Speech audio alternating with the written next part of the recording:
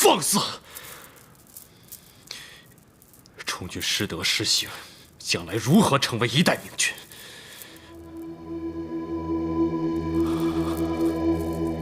父皇，您真的要废除皇兄吗？这崇俊呐，淫乱宫闱，他这是扰乱朝纲。哎，皇上，你对他总是循循善诱，臣妾对他也是多次退让，可他一点都不懂得珍惜。皇上，你对他已经仁至义尽了，如果再不废除他的话，那恐怕会危及社稷江山呐。恐怕皇兄也只是一时糊涂吧。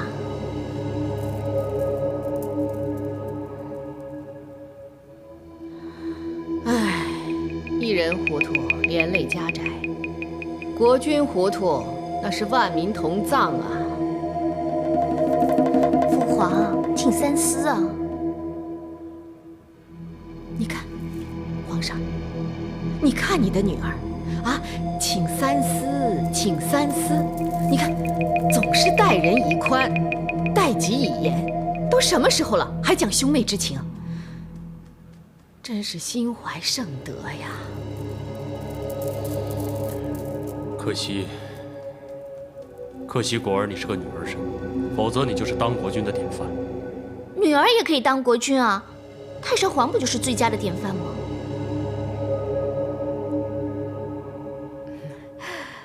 皇上，臣妾以为，皇上大可封女儿为皇太女。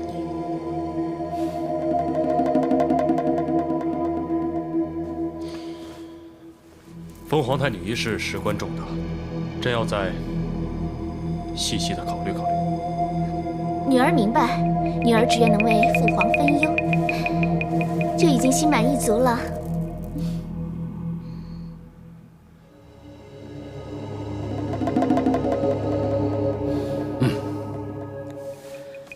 义子出错，满盘皆输。崇俊实在太过意气用事，皇上龙颜触怒，看来废除太子之言，真的会成为事实。若如此，我恐怕是站错边，押错宝了。事情还没有到最后关头，言胜论败还为之尚早吧？皇后必定趁此风势，向皇上广进谗言，说服他废除太子，另立储君。如今太子已经进退失据，任人宰割。崇俊的性情就是太过于耿直，从来就不懂得忍一时退一步的道理。所谓与突厥和亲，迎娶公主，根本就是皇后一手设下的陷阱。崇俊竟然视而不见，还要硬闯过去，实在是太不智。其实也不尽然，崇俊并非不智，只是太过于重情了。依他的性格，宁愿舍弃江山，也不愿意抛弃美人。他为这份爱所牺牲的实在是太大了。若皇上真的罢黜太子，我们就要找着先机，阻挡皇后的下一个杀招。爹的意思是指安乐公主要当皇太女一事。若崇俊一废，此消彼长，皇后胜算就大增。此女郎子野心，早就想效法母皇，要当一国之君了。然而要逆风而起，谈何容易，而且风险极大。眼下孩儿又实在是想不出任何良策。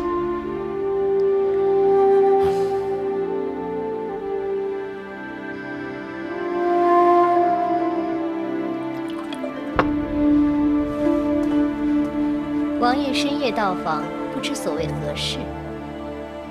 唉，本王彻夜难寝，心烦。想必王爷是为了皇上欲废黜太子一事难以安寝。太子拒婚在前，出言不逊在后，言行两失。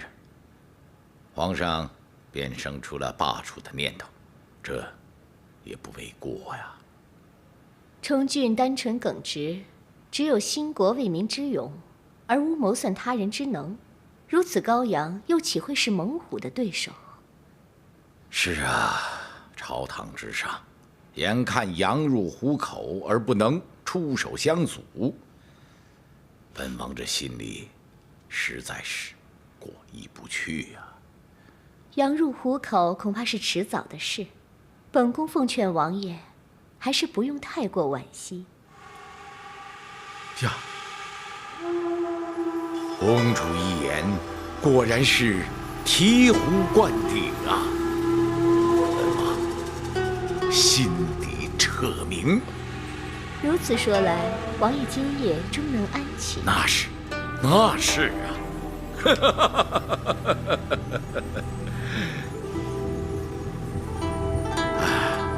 凡事该有来有往。早前我在后山狩猎的时候，意外地发现了一块石中玉，此玉纹理浑然天成，真是绝世珍品。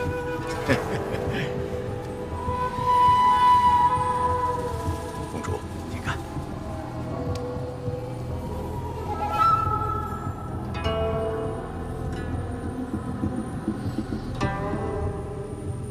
只不过是一块寻常碧玉。公主可否发现，此玉纹理犹如三轮明月呀？王爷如此一说，三轮明月确似成立。我发现此玉时，正好传来瑶州旱灾灾情得缓，久旱逢甘露，天降喜雨之消息。玉现福至，此玉绝对是吉祥之物。诚如王爷所说，此玉真是好兆头。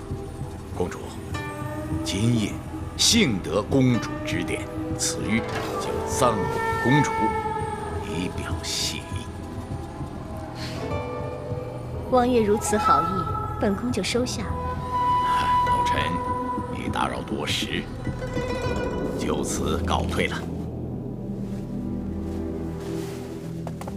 王爷慢走。好，留步。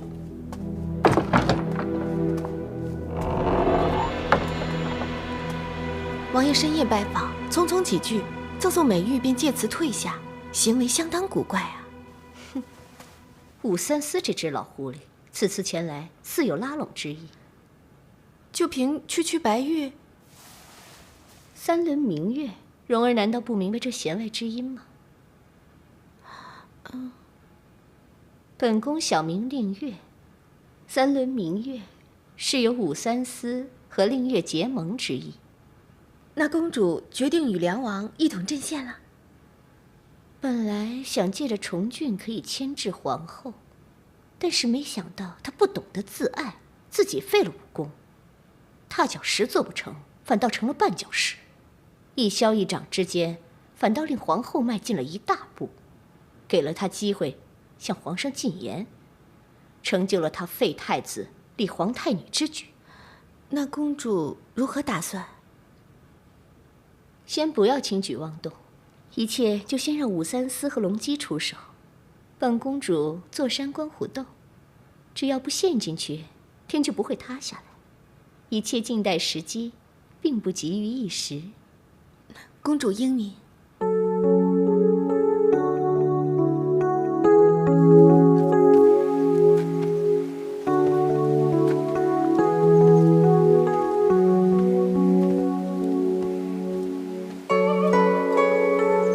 这是刚才为太子求的平安符，还望太子一直带在身边。夫人，你身怀6甲，其实不应该走动。听说那个神庙很灵的，所以希望可以保佑太子不会出任何差错。恐怕一切已经太迟了。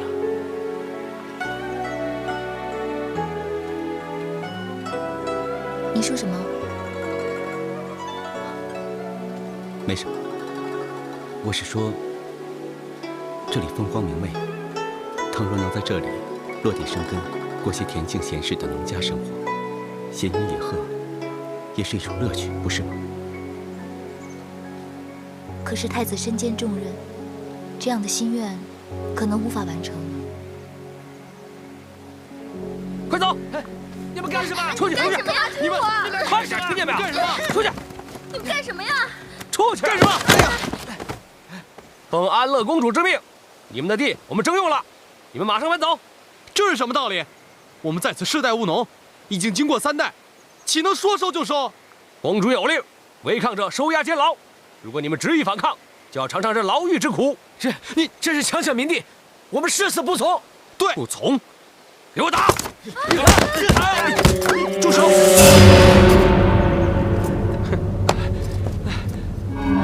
你是什么人？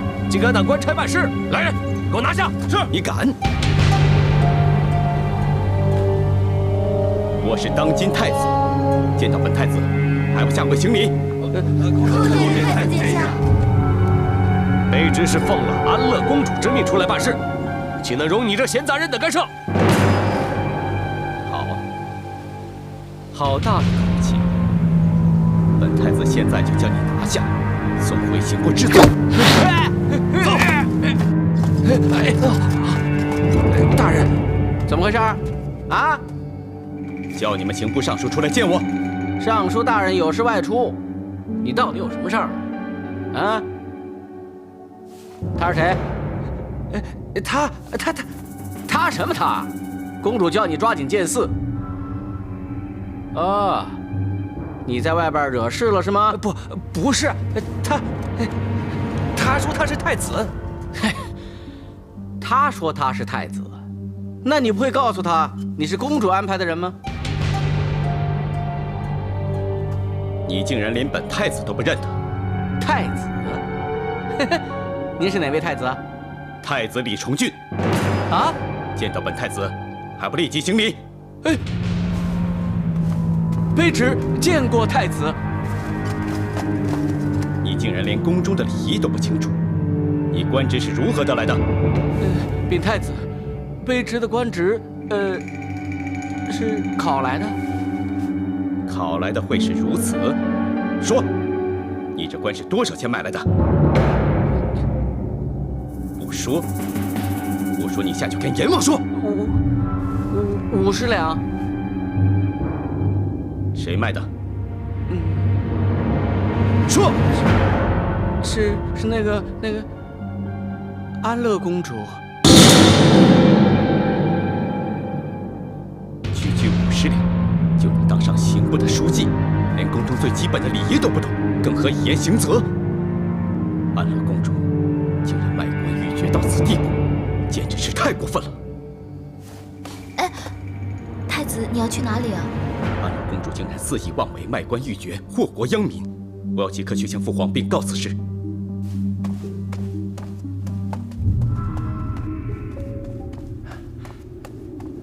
启禀皇上，太子在外求见。朕无暇接见，命其退下。奴才遵命。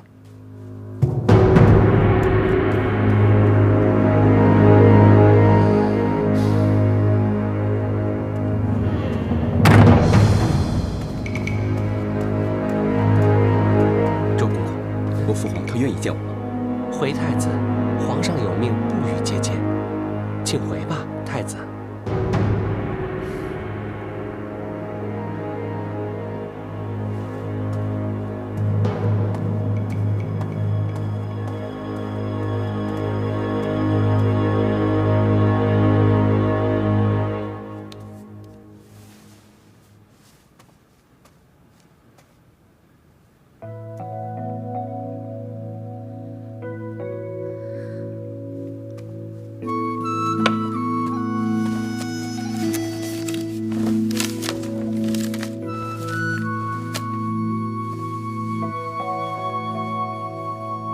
福儿，子时已过，你怎么还没睡呢？太子没睡，福儿怎么敢睡呢？天下未安，何以成眠？太子，福儿，你不用担心我，你现在怀有龙脉，应得多休息。要是你有什么差错，你要我……太子，你别担心，福儿一定会小心保护太子的血脉。我也希望可以为太子继承香火。他日太子登基，孩儿也日益长大，他可以辅助左右，为太子分忧。没错，我不应如此自怨自叹，我应该下定决心，为了让我们的孩子出生之后能活在一个太平盛世里，我这做爹的可一定要为他干一番大事。难得太子志比天高，他日一定是一个受人爱戴的好皇帝。为了百姓，为了我李姓大唐，我绝对要让天下万民久享安宁。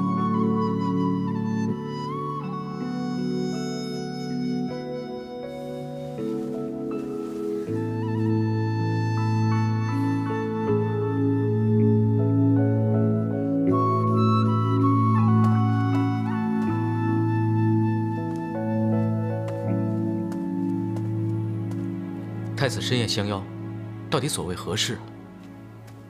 太子少年心性，冲动鲁莽，成事不足，败事有余。要不是看在你的份上，我才不会和他见面。姑姑，公主，你到外面守着，不要让任何人进来。是。太子深夜召见，所为何事？崇俊有要事，要与二位商讨。近日来，崇俊眼见为后安乐公主烈行日盛，甚至是卖官求荣，祸国殃民。朝中更是佞臣当道，危害忠良。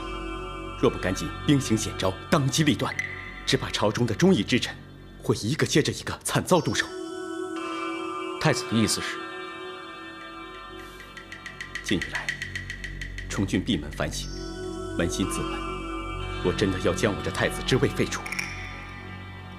崇俊无悔，但你要我眼睁睁地看着我李姓大唐江山拱手让给韦氏一族，重现女皇当政，崇俊是绝对不可能接受的。所以我今日来此，便是希望二位能够联手扶助崇俊，克下起兵，斩杀韦氏，以定我李姓大唐江山千秋万世，国祚永存。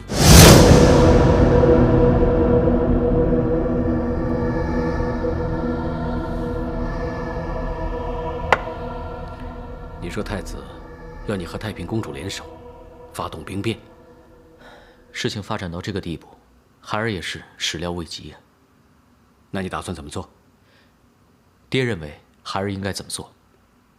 这个事关乎今后朝廷兴衰，关乎无数人的身家性命。没有把握，不可妄动。武三思与皇后相互勾结，二人关系近日虽略有反复，毕竟仍是利害关系，不可不防。太子此举实在是操之过急。皇后和安乐公主母女祸国殃民，罪不可赦。不过，这个太子亦非什么可造之才，竟然在大殿之上表明愿意去位，意气用事，不顾大局，也证明此人不足与谋，难当大任。所以，他根本不值得我们趟着浑水。哎，你姑姑意下如何？姑姑一向是善官行事，未到时机绝不出手。可什么时候才是她的最佳时机？我们目前根本就无法猜测。我这皇妹的心思一向难以猜测。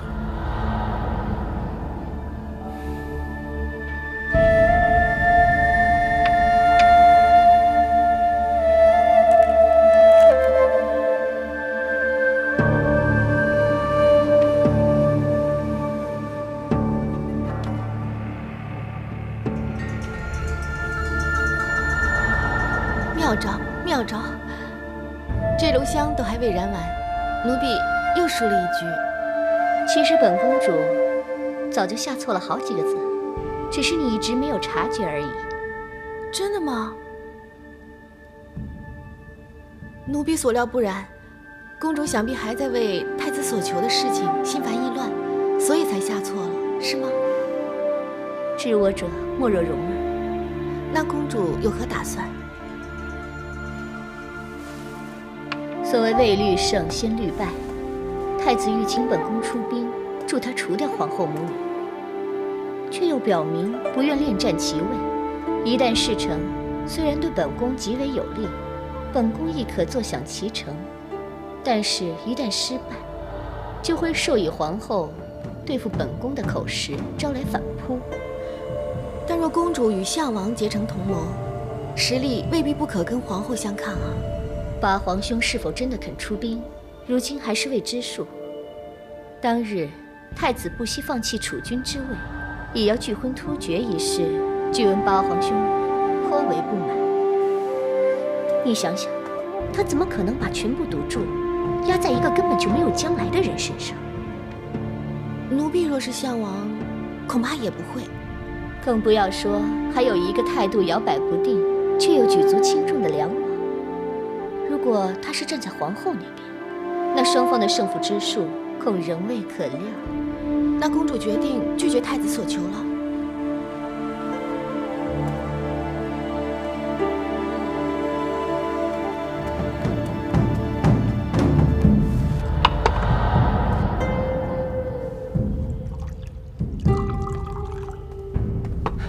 福儿，你回来了。看你那么开心的样子，发生了什么事啊？你还记不记得我曾经跟你说，我要为你和我们孩子的将来做一点事情。如今我终于得到了支持，事情进行得很顺利，相信很快我就能成功了。其实他日你登基的时候，再为我们母子做什么也不迟啊，何必急于一时呢？福儿，为了你，这片江山我可以不要。我现在一心想做的，就是让你们母子俩和我一家三口，能够生活在太平盛世下。你对福儿的情谊，福儿永远不会忘记的。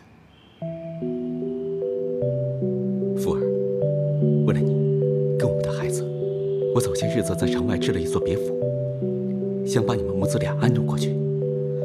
你是怕别人发现我怀有身孕，所以在外面准备了地方让我待产。难得你想得这么周到。这也是其中的一个原因。那你要我什么时候过去？当然是越快越好。你赶紧准备，等我一切安排妥当，你就可以出发了啊。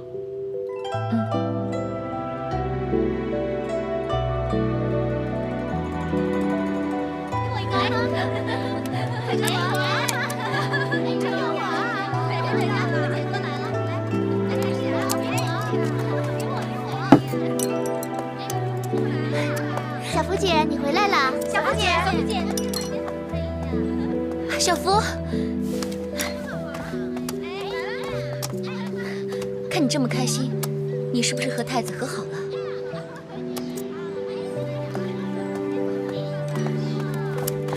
究竟怎么样了？快告诉姐姐啊！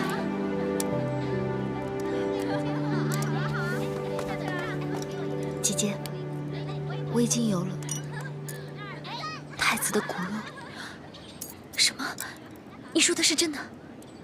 姐姐，这件事情我知道你一时难以接受，不过太子已经帮我安排好了。可是姐姐，你不用担心，太子说要纳我为正室，他不惜违抗皇上的旨意，不迎娶突厥公主了。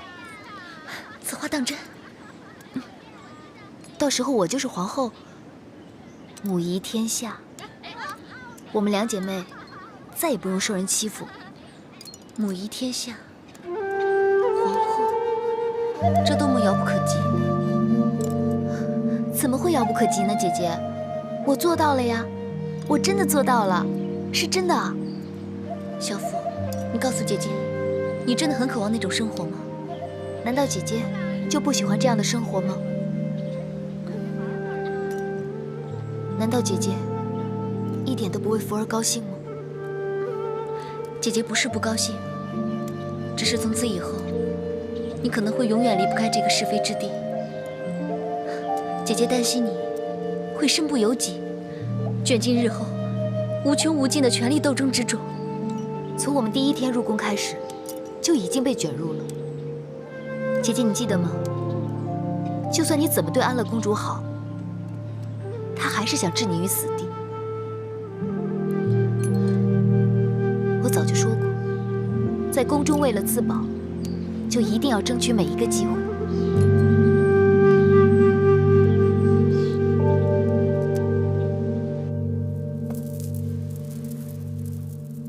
你说你要搬出长安之外居住？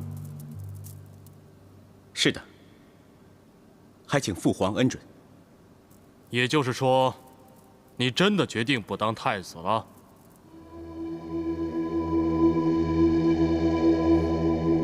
好，很好。既然你执意如此，朕马上让上官昭容草拟一份诏书，公告天下，将你废掉好了。谢父皇。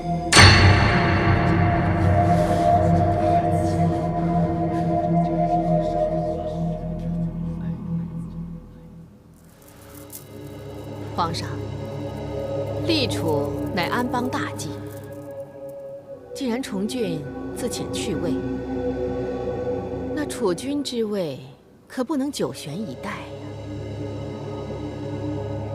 本宫认为，安乐公主端庄贤淑，蕙质兰心，是储君的最合适的人选。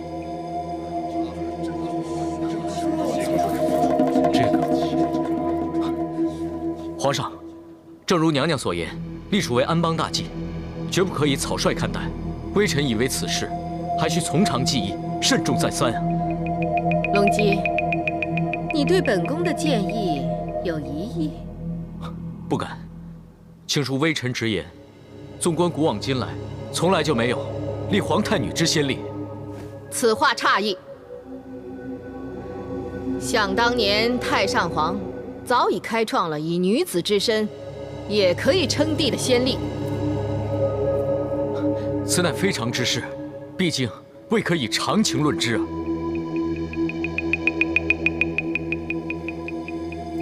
龙基，朕问你，是否你心中另有更佳人选？回皇上，依臣之见，若论纲常礼法，臣认为四皇子重茂才是太子的最佳人选。此言倒也有理有据，只是皇上，重茂还年幼，根本不懂事啊。皇上春秋正盛，只需假以时日，加以细心调教栽培，以重茂的天资，相信他日必能担当国家大任。众爱卿，你们有何建议？可以各抒己见吗？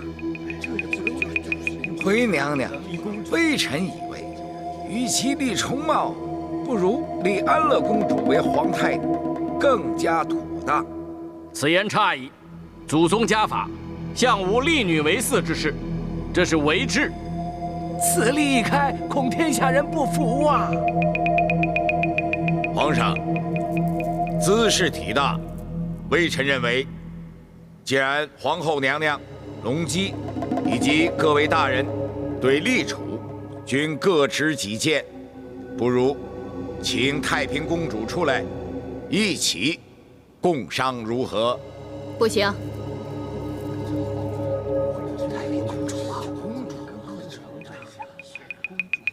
太平公主尚在守孝之中，不宜骚扰。立储乃天下大事，皇后怎么能说是骚扰呢？好了好了，此事容朕细细思量，改日再议。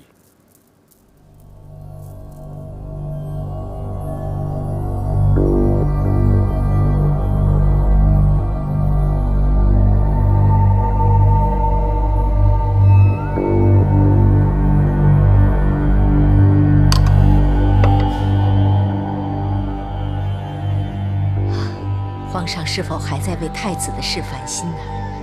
不要提这个不孝子。要不是他如此不争气，今日朕何至于如此心烦？皇上能否听老奴一言？惠宁，你跟随朕多年，这几年来不论是境遇顺利，你跟周公公对朕向来是不离不弃，忠心耿耿。还有什么话是不能向朕说的？老奴斗胆替太子求情，恳请皇上收回废黜太子的成命。你们俩这是干什么？有什么话先起来再说。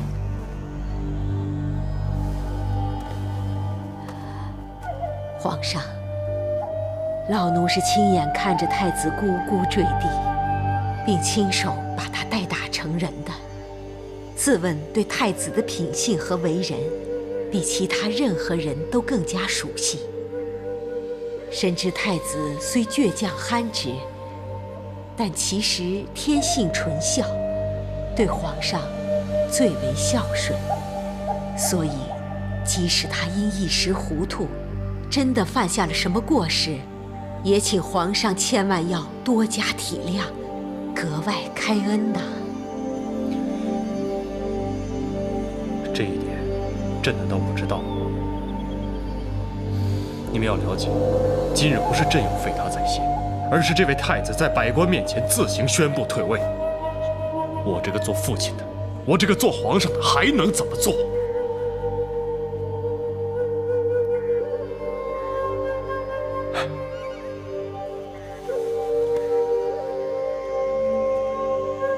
当年，朕被母皇废黜，一家大小被逐出京，颠沛流离，惶惶不可终日，不知度过了多少个寒暑春秋。好不容易到了今日，否极泰来，原本以为可以过上太平无忧的日子，没想到还是被烦恼困扰着。可恨！真想不到龙基那小子跟我来这一手，还把你的弟弟拉出来跟你相争。母后何必动气呢？依果儿看来，此举并非对我们毫无益处，至少可以让我们知道，八皇叔父子已经不站在重俊那边。那又怎么样啊？他们父子还是来搅我们的局，跟我过不去。他俩不是一直在跟我们处处作对吗？倒是武三思临阵倒戈，硬是把姑姑给扯出来，刻意的左右大局，这一招才令人措手不及。看来武三思这个老家伙也是有点坐不住了。莫非他是真的已经向太平公主卖好投诚了，想借助他的势力有所图谋？要知道，你姑姑一向是心机深沉，野心非小。这次要是武三思请他出山，对他来说还真是天赐良机呀。对，正所谓请神容易送神难。一旦让他趁机得揽大权了，与武三思连成一气的话，情况将对我们极为不利。看来我们当务之急是要对付这个老匹夫。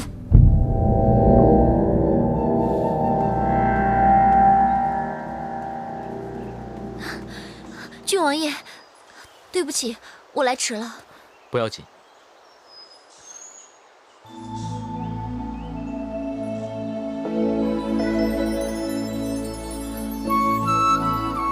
你这是干嘛？不好意思，我不过刚好在想些事情，想得入神罢了。郡王爷心怀家国，心中总有那么多想不完的事情。这一次又在想什么呢？我在想太子和你妹妹的事情，不知道他们的关系现在进展得如何了。上次为了太子被逼和亲一事，福儿曾经一度很消沉。不过后来不知怎么的，事情又有了新的转机。太子早已向皇上奏请辞去东宫之位。你说什么？太子他……朝中很多人都对此事感到不解，可是大概没有多少人能够猜想得到，太子甘愿作死牺牲，原来只是因为他对你妹妹的一片痴情。太子殿下对福儿情深意重，也不枉福儿对他如此倾心。可是，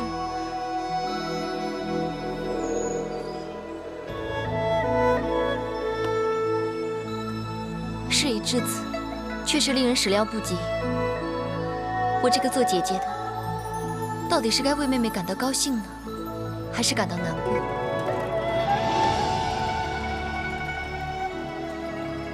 此话何解？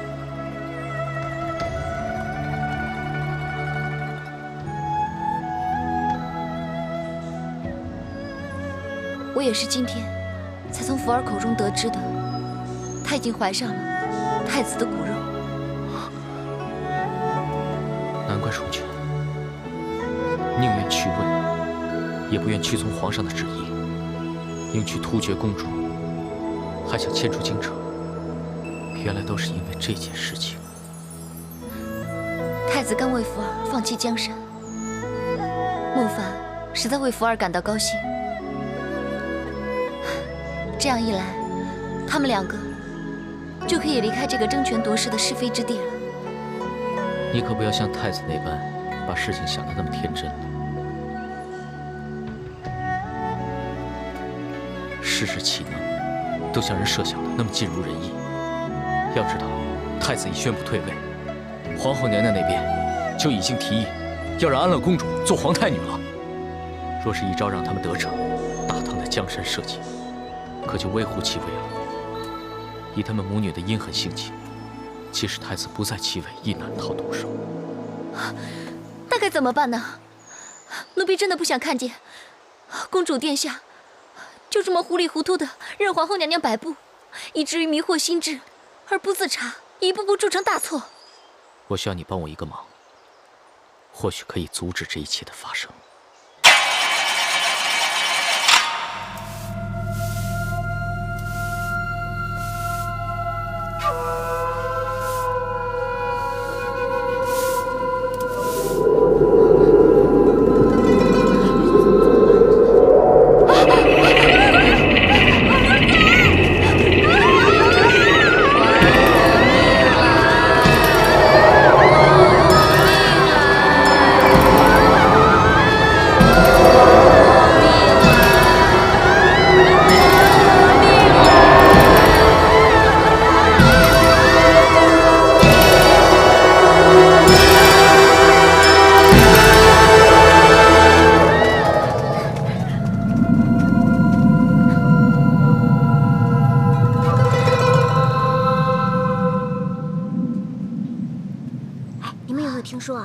闹鬼闹得挺凶的，听说了，是啊，听说了。我还听说，出现在安乐寺的女鬼原来就是谁呀？就是，喂，大白天的，你们在说什么女鬼啊？哎呀，小凡姐，是你啊，吓死我了！哎，平生不做亏心事，你们大家有什么好怕的呀？哎呀，孟凡姐，难道你还不知道吗？最近安乐寺在闹鬼，而且还有人亲眼看见，说那是采梅呢。对呀，小凡姐，莫非真是采梅因为死得不明不白，所以才阴魂不散啊？哎，正所谓冤有头债有主，采梅的死既然与我们无关，就算她变成鬼，也不会跑来加害我们的，我们又何必害怕成这个样子呢？哎，自从那件事之后，宫中就一直流传另外一个传闻。有人说杀死采梅的其实是安乐公主。对呀，以公主的为人品性，又有什么事情是干不出来的？光看她平时的所作所为，就已经闹得天怒人怨了。她若真的想下手杀个下人奴婢的，也不是什么大不了的稀奇事啊。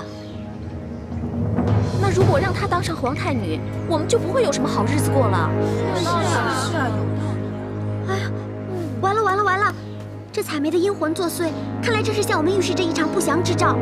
是啊，不祥啊！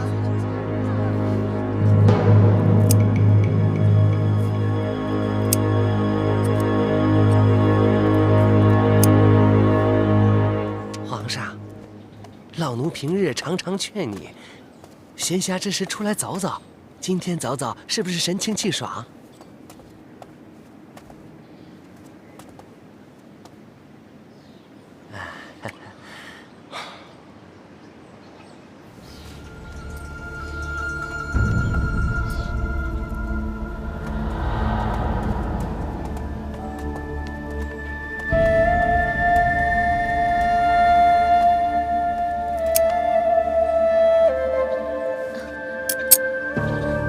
奴婢孟凡叩见皇上。奴婢不知皇上驾临，望皇上恕罪。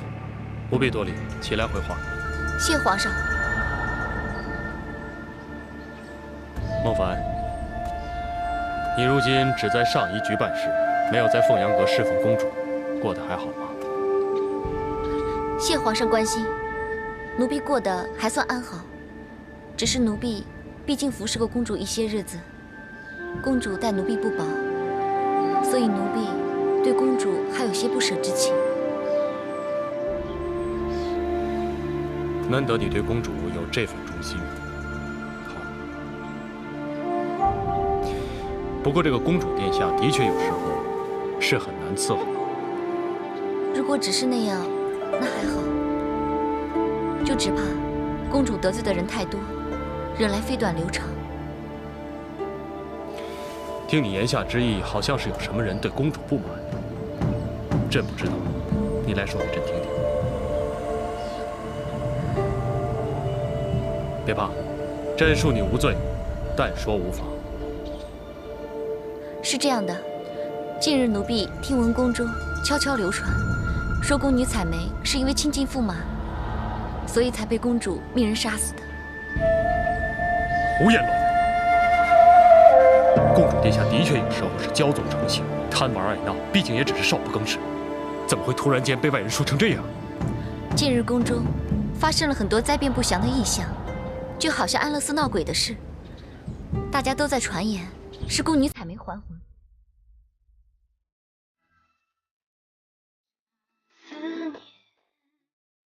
失去手。